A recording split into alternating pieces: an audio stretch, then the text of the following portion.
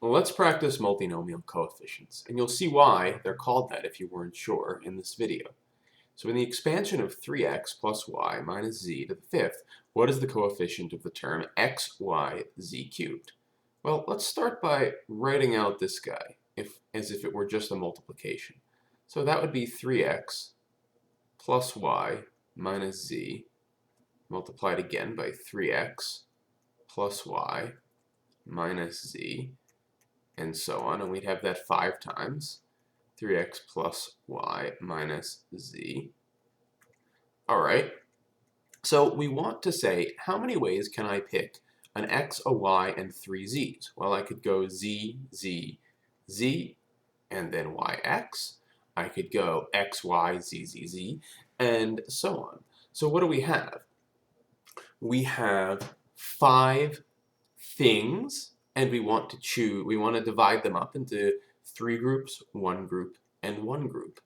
So we have 5 monomials that are going to go into each term. We want 3 of them to be z's, so 3 of them have to be z's. 1 has to be an x, and 1 has to be a y. So this gives us 5 factorial divided by 3 factorial, so that's just 5 times 4, and that's 20. But that's not all there is to the story, because every time we pick an x, we've picked a 3, and every time we've picked a z, we've picked a negative 1. So all we have to do here is say, well, I have 20 possible ways to get coefficients involving x, y, and z, and in each one of those, we're going to have 3 from the x, so we multiply 3 by the x, and then there's going to be a y, and then there's going to be a negative 1 cubed times z cubed. And we're just adding up 20 of these because there are 20 possible ways to select 3 z's from these 5 bins, 1 x and 1 y. So the final coefficient is going to be negative 60. More generally, you could say take any monomial, or sorry, any polynomial, right, any multinomial, and raise it to a power, and you can use these multinomial coefficients to get any term in it. So I could say, what if I just did another one, because this is pretty simple.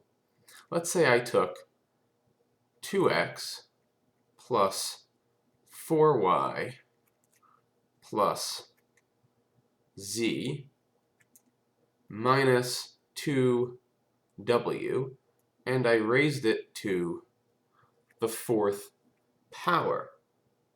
Now you know here that everything in the result is going to have degree 4, right? Just like in here, every term in this expansion would have degree 5, right? It has 3 from z, 1 from y, 1 from x. So what if I asked you, what is the coefficient? So what is the coefficient of x, y, w squared? Well, I have 4 things to choose from. I have to get 2 w's, I have to get 1 x, I have to get 1 y.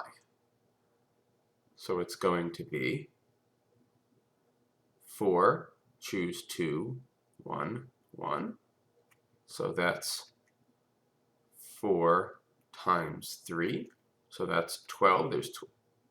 There's 12 possible ways to get this term, or any term in this polynomial involving 2 of 1 power and 1 of some of the other 2. Notice that we don't have any z's in this, and that's certainly possible because suppose I just wrote this out 4 times and I picked x from the first one, y from the second one, w from the third one, and w from the fourth one. There wouldn't be any z's in that particular term.